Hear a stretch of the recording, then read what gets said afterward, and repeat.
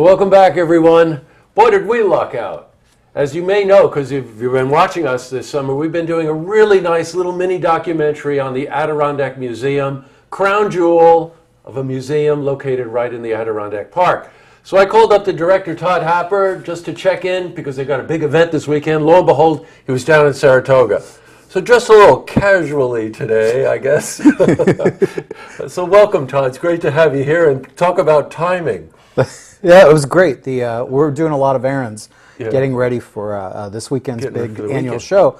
And so I was happy to get your call and glad that I was able to come in and share some news about the exciting stuff we got planned. Good. We'll talk about the show in a second. I just want to check in and find out how the summer was for you. Oh, it's been phenomenal. We had 3 new exhibitions, a couple new events. We were open late on Monday nights, nice museum evening. So everything is up, attendance is up, revenues are up, people are having a really good time. Right. You know, it's not exactly around the corner, but it's a short drive up the Northway. And just to see the campus itself, not to mention how rich in environment and history the site is. We just love going there, but I think you already know that. I do. Okay. So coming up this weekend is the Antique Show and Sale. Give me a little background on this. So, well, the museum's been doing this for about 30 years. It's hard to get an exact number. I think there were some years they didn't do it, some years they did, back in the 1990s. But every year now we've been doing this. We have dealers come in. There's some of the best dealers in the United States. Region, right. In the realm of Adirondack-y, camp, lake house, cottage antiques. So there's a lot of taxidermy, there's a lot of historic antique rustic furniture, a lot of signs, a lot of historic hunting and fishing equipment, a lot of vintage boats, some vintage clothing from the period, some of the rugs that you see in camps up in the Adirondacks that are Oriental or Navajo in nature. So even though they might not be Adirondack-y, they've been decorating Adirondack homes for over a century, and we have some of those now from these dealers available for people to look at, get decorating ideas, or purchase if they like. Well, you know, it's funny, before we went on air today, I was telling Todd, if you've been watching PBS, they're doing the history of the Roosevelts, and Theodore Roosevelt, Teddy Roosevelt, had a real attachment to the Adirondacks, and it's amazing to watch in this documentary where he was in the Adirondacks. And I think that's when he found out that the president had been assassinated, McKinley, and he had to come back, and they reached him in the Adirondacks, which is, but to watch all of the scenery around him, the furniture and the rugs and where he stayed and all of that. Well, you talk about American history. Yeah, it happened right here. I know it did. It happened right here. And by the way, these are the premier dealers. There's 40 plus dealers at the show this weekend, right? Yeah, we have more dealers even than last year. Yes. We have a lot of dealers that are from the North Country, a lot from the Albany area, some really, really local. I think you've got a list. I think you knew some of them. Yes, I do. I wanted to just highlight a couple that we know about. The Class Menagerie, that's located in Bolton Landing. Saratoga Fine Art, that's right here on Broadway. Stockade Imports, rugs right in Saratoga. Black Bass Antiques, one of my favorite places because they have antique outboard motors, located in Bolton Landing, and many others from Pennsylvania and Maine and all around the region. It's this Saturday and Sunday, right? The 20th and the 21st. It is. The times? It's our normal hours, 10 a.m. to 5 p.m. Normal museum admission, but the show is included with admission. So in addition to seeing all this stuff, you can also have a picnic on the grounds, you can eat in the Great Cafe, and then we've got 65,000 square feet of exhibitions, including a lot of new stuff that people haven't seen before. We've got an exhibition on Arto Monaco, who designed so many of the theme parks and the different rides and exhibits that are in them around the Adirondacks. There's a sound exhibition, an audio exhibition inside our old log hotel.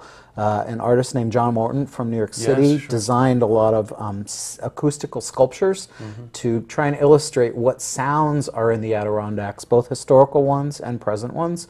And then we have an exhibition all about the history and the development of camping equipment, like sleeping bags and cook stoves. You've seen them. And it's amazing to look at some of these things and try and imagine what our grandparents and great-grandparents were hauling out to the woods in the 1880s compared to this high-tech, lightweight stuff that we have now. it's a really cool show. You know, the way we joked about it when we were shooting up there was that what were these people thinking? It's February, they had a book of matches and a fur blanket, and they go out and camp in the Adirondacks. Oh my God! There's also another nice thing that's going on Friday, right before the weekend. If you want to preview the show, get there early. I know some of you like to get in there and scout around and see what it is. And that's a fundraiser for an amazing program that you put together for school kids in the fall. It is. The dealers will actually be setting their booths up Friday morning on the 19th. And then at 3 p.m. we have a special benefit preview for the museum and an early buying opportunity. So it's a chance for, you know, real serious collectors to get in and really have the first crack at some of the great items that the dealers are bringing from all over the country. Tickets to that are $100. You could call the museum now, or you can get them at the door.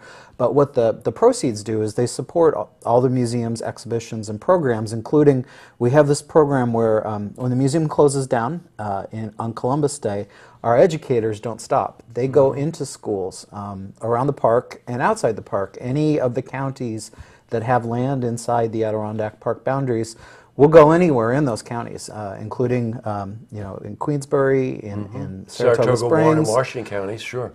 In Washington County, they go into the schools, and there's like 15 programs that teachers can choose from. One might focus on logging, one might focus on the beaver trapping trade and its role in the economic development of the region.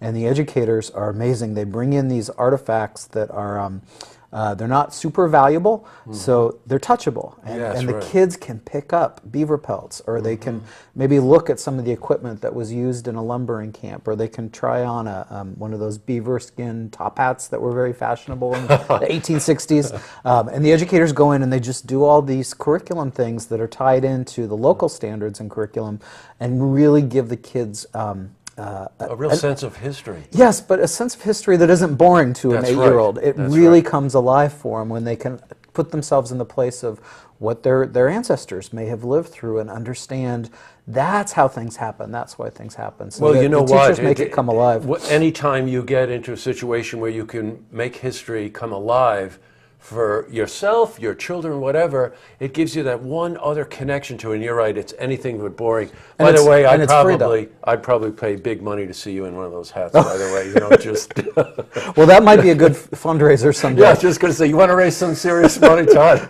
But one of the reasons that we raise funds for that is we don't charge the schools. Right. They're having a tough time with their budgets and everything, and this is something we've been able to raise money for so that we don't have to charge the schools. And when the museum is open, the schools can come on a field trip for free. We pay for the buses. There's no admission charge for the school field trips. It's a really neat program, and one of the ways that we're able to do that is by having this this preview. That's right, because the money that they raise from this is going to go to support these programs.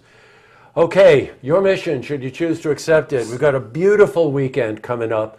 Just hop in the car, just head north. It's an easy run up the Northway to the Adirondack Museum for the annual Antique Show and Sale. It's this Saturday, this Sunday. You want a preview, get up there on Friday and pay admission to help support the school programs that you do after the museum closes. Yep. Try saying that 3 times fast.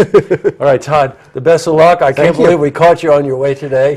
And we'll see you this weekend. All righty. Thanks, Jess. To see this interview again, please head to our website, looktvonline.com.